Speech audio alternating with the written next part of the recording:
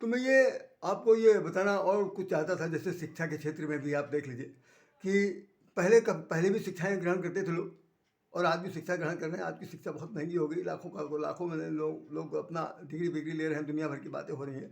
तो ये जगह-जगह पर कोचिंगें खुल गई हैं, सबके अंदर का पैकेज बन गया है। जितने भी पेरेंट्स हैं, कम से कम माता-पिता, तो लोग सब एजुकेशन लोन ले करके बच्चों को पढ़ा करके उनको अच्छा सुसाक्षर बनाने की कोशिश कर रहे हैं। लेकिन रिजल्ट ये हो रहा है कि लास्ट मोमेंट में सुसाक्षर बनने वाला लड़का जो है घर छोड़ के जब जाता है तो मुँह मोड़ के देख ही नहीं पाता कि माता-पिता कहाँ जीवित हैं। जीवित हैं या मर गए? इस समय है कि नहीं किसी के पास? तो अब ये उनकी बात है, ये हमारा बैकड्रॉ है, ये हमने उनको ऐसा संस्कार नहीं दिया। ये तो एक छोटी सी बात हमने जो एक कल्पना के रूप में नहीं बल्कि यथार्थ को देख करके कह दिया।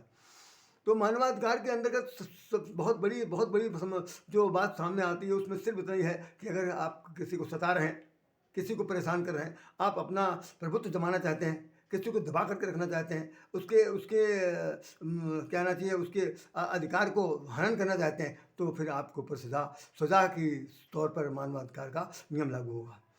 ऑफिसेज में भी देख लीजिए, बहुत सारे ऐसे ऑफिसेज हैं जहाँ पर कि वहाँ के जो अधिकारी हैं उनके अंदर ज़रा भी अधिकार आ गया तो वो सचमुच अपने को भगवान से ज़्यादा बड़ा भगवान मानते हैं।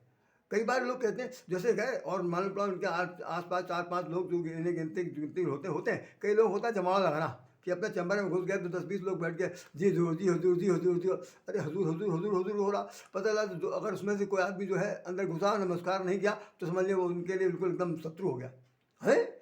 इसने हमको नमस्कार नहीं किया, अब हम इसको उठा के फेंक देंगे, हम इसको यहाँ से वहाँ करके देंगे, हम इसका ट्रांसफर कर देंगे, हम इसकी एसीआर खराब कर देंगे, हम इसको ये। अरे भाई क्या है ये? मानवता के संदर्भ में अरे एक इंसान है, सब लोग नमस्कार कर रहे हैं, एक आदमी नमस्कार नहीं किया तो तुम राजा दक्ष बन गए। उनकी भी यही स्थिति थी। राजा दक्ष के लिए कहा जाता है कि भाई जब वो प्रजापति बनाए गए तो देवताओं का सम्मेलन बुलाया, उसमें सारे लोग आए, भगवान शंकर जो थे वो बैठे रह गए और सब लोग उठ के खड़े हुए, वो उठे नहीं। बस उसको देख करके उनको बहुत गुस्सा आ गया राजा राजा दक्ष को। उन्होंने कहा अरे मेरा दामाद और मेरे सम्मान में उठ के खड़ा नहीं हुआ। बस उन्होंने उससे बगावत कर लिया। नतीजा ये हुआ कि जब वो सब कुछ यज्ञ कराया उसमें उन्होंने अपने दामाद को नहीं बुलाया। सती जी वहाँ पर जाती हैं और उनका जो का कर्म कांड हुआ आप सब लोगों ने सुना होगा। तो कहने का मतलब है बहुत सारे लोग जो होते हैं, जितने लोग खड़े हुए उनको नहीं सुनते, देखते हैं कितने लोग खड़े नहीं हुए। ये स्थिति देखिए कि आधा गिलास भरा हुआ पानी है तो ठीक है, लेकिन वो कहेंगे आधा खाली है। तो ये जो साइकोलॉजी है ये आदमी को कई बार आदमी का हंता बना देती है, मेंटल मेंटल पीस को वरीज में बदल देती है। तो मैं बहुत सी चीज़ें ऐसी चीज़ बताना चाहूँगा कि हमारे भी परिवार ऑफिस में ऐसे बहुत से लोग थे जो कुछ मैं कह नहीं सकता, पर यही समझ लीजिए कि वो कर्मचारियों के हित में तो थे ही नहीं। वो उनका उनका दृष्टिकोण कुछ अजीबो-गरीब होता था कि वो चाहते थे सब लोग आए मेरे चरणों में लोट पोट जाएँ और हम जो चाहे वो करें। हम चाहें तो मुट्ठी में उनको अनाज जैसे होता नहीं कि मुट्ठी में चना कभी वो भी मना, तो हम चाहें तो उसको पैसा दें, हम चाहें तो उसको लाभ मिलते, हम चाहें तो उसको हानि कराएं, ये उनके मन था। चलिए साहब उसको भी आगे बढ़ाइए। तो हमने अपने अपने इतिहास के बारे में बता दिया, हमने आज के परिवेश के बारे में बता दिया, शिक्षा के क्षेत्र के बारे में बता दिया, कानून में भी रही। कानून में देखिए कि बहुत सारे कानून ऐसे बनते हैं, मैं कानून किसी न्यायाधीश परम जो सम्मानीय न्यायालय में उसका कोई निंदक नहीं हूँ। मैं इसे बताना चाहता हूँ कई बार ऐसे ऐसे केसेस होते हैं कि बरसों चलते रहते हैं, आदमी मर गया उसके बाद केस। ये क्या बात है, कौन सा मानवाधिकार है? और उसके बाद ये है कि जैसे मान लीजिए थोड़ी देर के लिए किसी को पेंशनर है, उसके उसके साथ बहुत दुख समस्या है कि पेंशन उसको आज तक नहीं मिली है, जो नहीं मिली तो कारण रहा होगा या बढ़कर मिलनी चाहिए, इसके लिए वो अप्लाई करता है। 10 साल आए, 10 साल बाद रिजल्ट जब आया तो उसके बाद वो आदमी हिली। तो वही कानून को भी इतना लचीला होना चाहिए कि भाई कम से कम उसको समय रहते ही अगर उस पर नियम पालन नहीं हुआ तो कानून तो कहीं ना कहीं मानव का अधिकार का हनन तो है ही है। हम डायरेक्ट वे में बिल्कुल कुछ नहीं कर रहे हैं। दूसरी चीज़ ना तो इनडायरेक्ट वे में कहना चाहता हूँ, मैं तो सिर्फ बताना चाहता हूँ चीज़ हमारी व्यवस्था बहुत अच्छी होते हुए भी हम सब लोगों में से मिल करके ख़राब किए हैं। अब जैसे भी बहुत से खाद्यान्न की चीज़ जो हमने जिक्र किया उसमें क्या होगा, पूरे साल भर तक मिलावटी चीज़ें। मैं कह रहा हूँ कि 1 किलो दूध है, 2 किलो पानी है, 3 किलो मिला हुआ दूध दिया जा रहा है और सब लोग पूरे पूरे मार्केट में बेचने वाले जो दूधिए आते हैं बेचते हैं, लोग लेते हैं। किसको खिलाना चाहते हैं? हम इतने धनाढ़ बन जाना चाहते हैं, इतने बड़े बन जाना चाहते हैं जितना कोई बड़ा आदमी नहीं है। खोए की बात आती है तो देखिए बड़ी बड़ी मिठाइयाँ बिक्री, कभी कभी मिठाई की दुकानों पर सेल बंद हो जाता, और ये कब, जब होली दिवाली आएगी तो जांच जाए छापा भी पड़ेगा, और वैसे 364 दिन आराम से मौत रही। खूब बेचिए, खूब मिलाइए। ये सब क्या है? दवाइयाँ भी नकली आ रही हैं, दवाई निर्माता जो है वो खुद भी ऐसा कुछ कर रहे हैं कि बहुत सी ऐसी चीज़ें हैं। तो कहना चाहता हूँ कि मैं कि जो ये उपभोक्तापन है वो भोग करने की जो प्रवृत्ति है, दूसरे का शोषण करने की जो प्रवृत्ति है, ये भी मानवता का हनन करना है, मानवाधिकार का हनन करना है।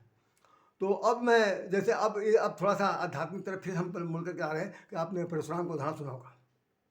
मैं नहीं किस मैं वो भगवान राम के वैसा अवतार है भाई, सतकोट नमन करता हूँ, लेकिन एक शब्द लिखा हुआ, बाल ब्रह्मचारी अति कोही, लिखे वो उसमें अपना परिचय देते हैं, बाल ब्रह्मचारी अति कोही विश्व विदित क्षत्रिय कुलद्रोही। अब आप इस बात को, इस चौपाई को पढ़कर आप क्या समझेंगे कि मैं बाल ब्रह्मचारी हूँ और बहुत ही क्रोधी हूँ, साथ साथ यह है कि सारे विश्व में हमने क्षत्रियों का धरती से हीन कर दिया। विश्व विदित क्षत्रिय कुलद्रोही, क्षत्रिय कुल का द्रोही हूँ। ठीक है भाई, अब क्षत्रिय कुल के द्रोही, क्षत्रियों ने अगर गलती की होगी तो आपने उनको सजा दी होगी, तो you are alone person in this world, सारे संसार में आप अकेले हैं और पूरे सृष्टि को मिटा कर रख दिया। तो क्या ये मानवाधिकार जो दंडित करने योग्य है उन्होंने, जैसे जब धनुष यज्ञ हो रहा उसके बीच में आए और उन्होंने यही परिचय दिया, तो अब भैया इस जगह पर मैं बता दूं कि यहाँ पर भी उनको थोड़ा सा भाषा जो गोस्वामी जी ने लिखी है तो उन्होंने तो अपनी तरफ से लिख ही दिया। तो भाई परशुराम जी का भी एक पहल जो है वो निश्चित रूप से कहीं ना कहीं पर मानवाधिकार के बीच में उंगली संकेत करने के लिए है, उंगली उठने लायक है, लेकिन मैं उनको वर्णन नहीं कर सकता क्योंकि वो देवता है, अब ऐसा अवतार है, पता नहीं क्या है, किस रूप में है, लेकिन फिर भी मानवाधिकार में कहीं ना कहीं पर एक हस्तक्षेप होता हुआ दिखाई पड़ता है। चले, अब एक और जो हमने बताया कि आपको ये राजा जनक का उदाहरण लिया, उन्होंने सबको बुलाया और भाई क्या बात नहीं, हम अपनी लड़की की शादी, बेटी की शादी करना चाहते हैं, तो ये धनुष तोड़िए। तो उसमें लिखा हुआ है कि देश देश के भूपत नाना आए सुन प्रण जो हम करी ठाना, हमने जो प्रण कर ठाना था उस सुन करके सारे देश के आए। अब आप जरा गौर से जरा सोचिए कि राजा जनक ने सबको बुलाया, तो ये उसमें तो ये तो मेंशन नहीं किया कि किस एज के लोग आएंगे। लड़की उनकी कुमारी है, 18 साल से कम उम्र की है, या बहुत ही टीनेजर से भी लोएस्ट है, और उसको आपने राजा महाराजाओं को बुलाया। अब मान लो राजा महाराजा में से किसी ने तोड़ दिया धनुष, तो क्या होगा, बेमेल शादी होगी नहीं होगी। तो यहाँ पर बेटी का कि या मानवीय अधिकार का हनन है कि नहीं, लेकिन कोई उस पर उंगली उठाने की बात नहीं कर सकता। हम कथा के बारे में कोई आलोचना नहीं कर रहे हैं, बिल्कुल नहीं करना चाहते हैं, लेकिन हम कहना चाहते हैं कि ये सब चीज़ें भी कई बार ऐसा हो जाता है कि अगर मान लो हो ही गया होता, वो तो नहीं हो सकता था, क्योंकि भगवान तो वहाँ पर पहले से ही विराजमान है, और जो विश्व के संरक्षण करता है मानवाधिकार के, वो परशुराम जी वहाँ विराजमान, उन्होंने उनसे कह दिया धनुष तोड़ दीजिए। तो मैं कहने का भाव ये है कि आप कभी भी अपने जीवन में अगर कोई अधिकार मिल जाता है, किसी प्रकार का आपको अधिकार का प्रयोग करने का मौका मिलता है, तो आप किसी को इतना मत सताइए, इतना ना गुदगुदाओ कि व्यक्ति रोने लगे, इतना ना कष्ट पहुँचाइए कि आदमी की वहाँ जो जीना उसका हराम हो जाए। तो मानवाधिकार हमें ये सिखाता है कि हम भी जिए, तुम भी जियो, हम तुम्हारे लिए, तुम हमारे लिए, तुमने हमारे लिए जो कुछ किया है, हम तुम्हारे लिए भी अपना जीवन न्यौछावर कर देंगे, और किसी का जेब नहीं काटेंगे, किसी की आँख में धूल नहीं झोंकेंगे, किसी का गला नहीं काटेंगे, किसी को कष्ट नहीं पहुँचाएंगे। अगर जितना बन पड़ेगा हमारे अधिकार क्षेत्र में जितना होगा, हम बंधुत्व के लिए, विश्व बंधुत्व के लिए, समाज के कल्याण के लिए जितना कुछ हो सकता है वो हम करेंगे। यही एक खास विशेष रूपरेखा है, और इसमें अगर कोई आदमी कोताही बरतता है, किसी तरह कोई अन्यथा कोई काम करता है, तो मैं समझता हूँ कि वो मानवाधिकार के कर्तव्यों का समझदार नहीं है और उसने उसको पढ़ा नहीं। हम लोग तो बिल्कुल छोटे तबके के आदमी आज हैं तो कल मर जाएंगे, कोई बात नहीं, लेकिन मैं फिर बताना चाहता हूँ कि मानवाधिकार की जितनी आपने चारों चीज़ें देखी हैं, इसमें आज क्या है। आज अगर हमारे देखा जाए तो जो देश के यशस्वी प्रधानमंत्री क्या नाम श्रीमान मोदी जी हैं, उन्होंने क्या है पूरे विश्व स्तर पर एक बहुत बड़ा एक झंडा गाड़ दिया है, विश्व स्तर पर सबके कल्याण के लिए कर रहे हैं, और हमारा देश जो है वो सारे विश्व में गुरु देश बनने जा रहा, बन जाएगा, निश्चित बन जाएगा। क्या खास बात है कि भाई वो सबको एक साथ एक सूत्र में बांधने के तैयार, ऊपर विषय लिखा हुआ कि भाई युद्ध से नहीं, बुद्ध से ही, बुद्ध के अहिंसा परमो धर्मा से ही कल्याण हो सकता है। तो ये सब कुछ होते हुए भी कई बार ऐसा होता कि अपने ही घर के अंदर चिराग तले अंधेरा होता है।